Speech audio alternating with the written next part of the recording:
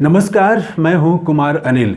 Doctor Bhimrao Ambedkar की पुस्तक बुद्ध और उनका धम्म, इसकी 54वीं कड़ी लेके मैं आपके सामने उपस्थित हूं।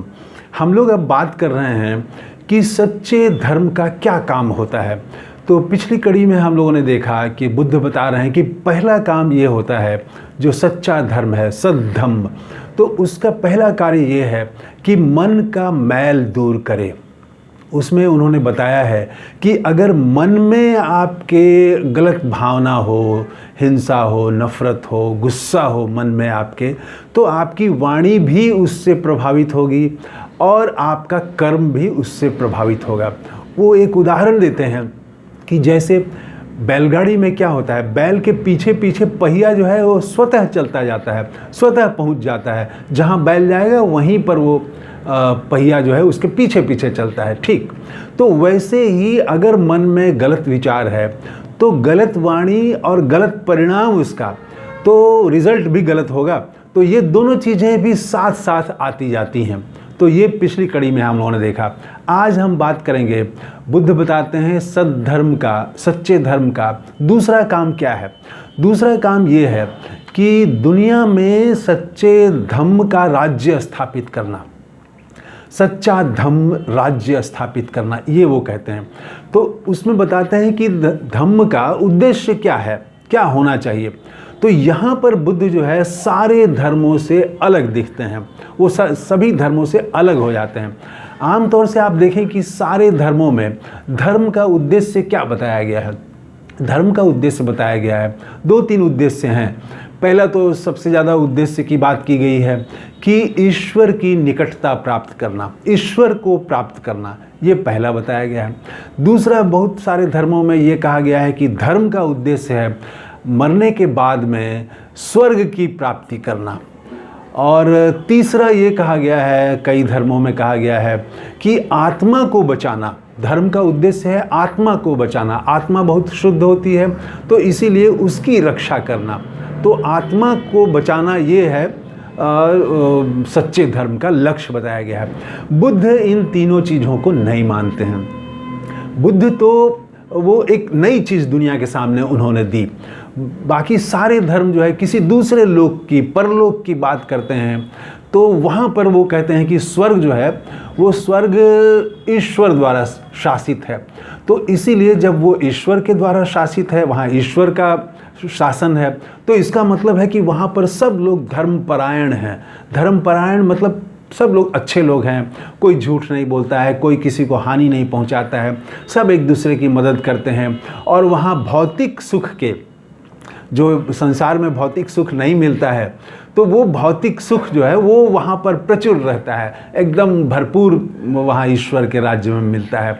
तो धर्मपरायणता वहाँ पर रहती है, चूँकि ईश्वर का शासन है।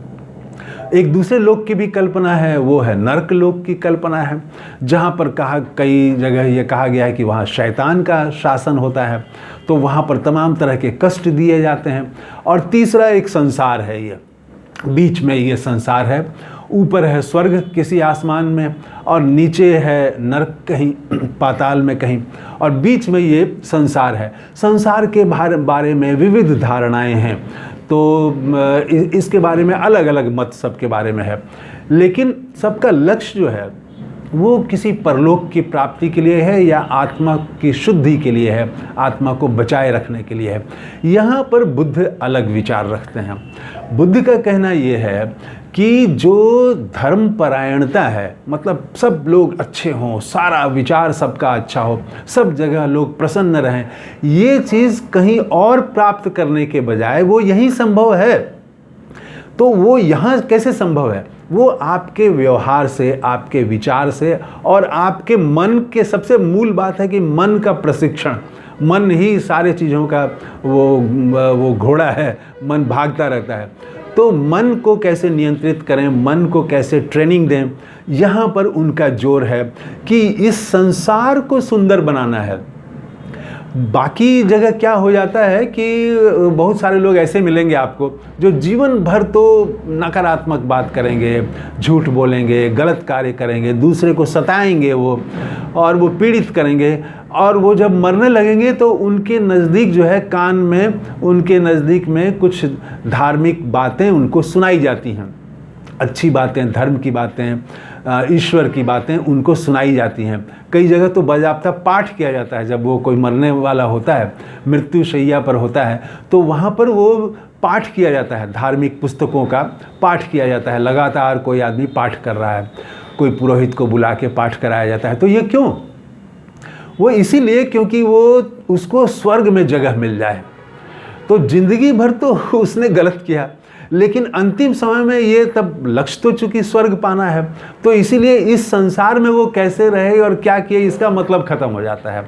तो वो स्वर्ग की प्राप्ति के लिए अंतिम समय में अगर ऐसी कुछ कान में बातें चली गई तो वो सारा पाप धुल जाएगा और वो वही बात उनको याद रह जाएगी, स्वर्ग चले जाएंगे। अलग अलग तरह की धारणा है। बुद्ध यहाँ कहते हैं उनका जो सबसे ज़्यादा जोर है वो है कि यहीं पर धर्मपरायण बने, सदाचारी बने वो, और इसके लिए वो कहते हैं कि साहस की ज़रूरत है। बुद्ध कहते हैं कि हिम्मत चाहिए, और आप भले ही अकेले हों, लेकिन आप अकेले रहते हुए भी कोई गलत कार्य न करें। दूसरे आदमी गलत कार्य करें, लेकिन आप ये सोचें कि मैं गलत कार्य नहीं करूँगा। हमारे यहाँ उल्टा होता है। हमारे यहाँ होता है कि फलाने ने दहेज शादी में ली थी, शादी में दहेज लिया था, तो मैं क्यों नहीं लूँगा? उसने चोरी की थी तो क्या है, चोरी करने में तो कोई गलत नहीं है। वो भी तो झूठ बोलता है, तो मैं अगर झूठ बोल दिया तो क्या है। वो उसने हिंसा की तो मैंने भी हिंसा कर दी, उसने मारा तो मैंने भी मारा।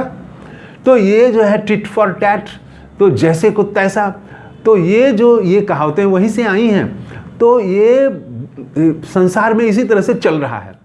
बुद्ध कहते हैं कि नहीं, इस संसार को ही, यही संसार ही है, मूल यही है, कहीं जाना नहीं है, और इस संसार को ही सुंदर बनाया जा सकता है यहीं पर वो। और उसके लिए वो सदाचार पर, उनके यहाँ जो 8 मार्ग बताए हैं बुद्ध ने, उस पर चलने की बात करते हैं। वो सदाचारी बनने पर जोर देते हैं, और वो कहते हैं कि साहसी बनो, कि दूसरा अगर दहेज लिया तो भी तुम दहेज मत लो। तुम्हारी अगर बहन की शादी में दहेज दी गई है तब भी तुम मत लो। बहुत लोग कहते हैं कि हमारे बहन की शादी में दहेज लिया गया तो हम क्यों नहीं लेंगे, तो हमारे घर में बेटियों की शादी फ्री में करा दीजिए तो बेटा का दहेज हम नहीं लेंगे। तो ऐसा नहीं, बुद्ध कहते हैं कि दूसरे अगर गलत करते हैं तो उनको करने दीजिए, आप गलत मत करिए। दूसरे झूठ बोलते हैं लेकिन आप सत्य पर टिके रहिए। दूसरे चोरी करते हैं, आप चोरी मत करिए। आप दूसरे हिंसा करते हैं, आप हिंसा मत करिए। दूसरे अगर नफ़रत करते हैं तो आप नफ़रत मत करिए, आप मोहब्बत करिए। ये जो मोहब्बत की दुकान है राहुल गांधी की, ये लगता है कि बुद्ध से ही निकली हुई बात है, क्योंकि बाकी जगह तो मुकाबले की बात है, युद्ध की बात है, बदला लेने की बात है। बुद्ध के यहाँ ही ये बहुत जोर दे के कहा गया है कि कोई अगर नफ़रत करता है, हिंसा करता है, तो तुम मत करो, तुम वो 8 मार्ग पर चलते रहो। और उन 8 मार्गों में क्या क्या है, उनमें ये प्रमुख है कि आप दूसरे से वही व्यवहार करें जो आप अपने लिए चाहते हैं। दूसरे से न्याय संगत व्यवहार करें, दूसरे से अच्छा व्यवहार करें, किसी के मन को तकलीफ ना हो ऐसा व्यवहार करें, किसी को कष्ट न दें, किसी को पीड़ा न दें, किसी का शोषण नहीं करें, किसी पर अत्याचार न करें। तो बुद्ध कहते हैं कि अगर ऐसा हम करते हैं तो यही संसार जो है ये स्वर्ग बन जाएगा। स्वर्ग कहीं और नहीं बनेगा, यही संसार को हम, इसी संसार को स्वर्ग बना सकते हैं। और इसीलिए वो कहते हैं कि नफ़रत भी कोई करता है तो तुम नफ़रत का जवाब नफ़रत से मत दो, हिंसा कोई करता है तो हिंसा का जवाब हिंसा से मत दो। राहुल गांधी यही बात कहते हैं कि अगर वो लोग जो हैं वो आरएसएस पर हमला करते हुए कहते हैं कि आरएसएस वाले धार्मिक विभिन्न धर्मों में नफ़रत फैलाते हैं, हिंसा की बात करते हैं, तो हम जो है वो ऐसा काम हम नहीं करेंगे।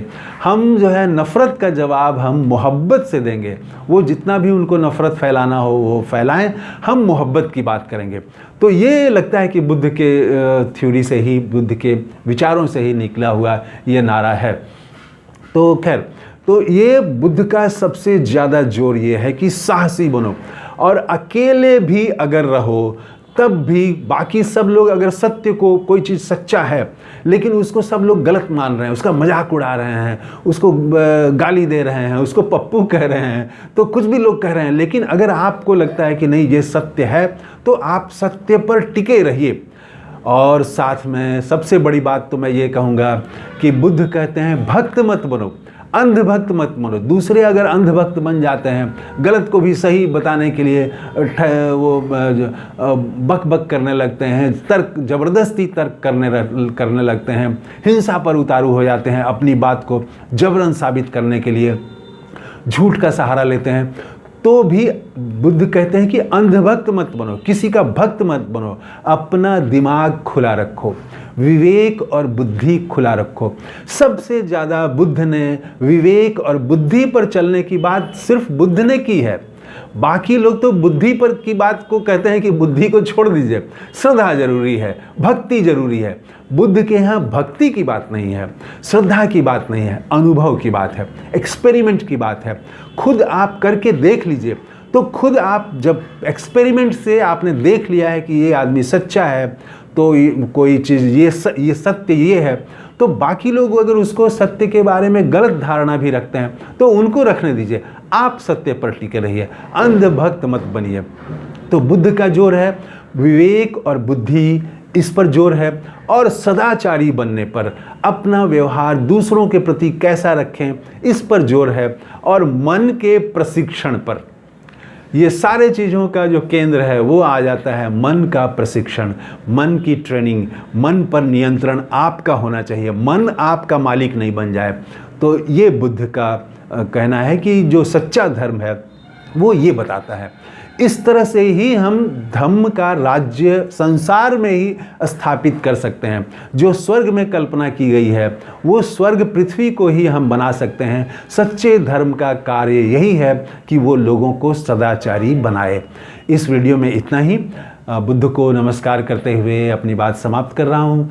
थैंक यू, धन्यवाद, जय हिंद।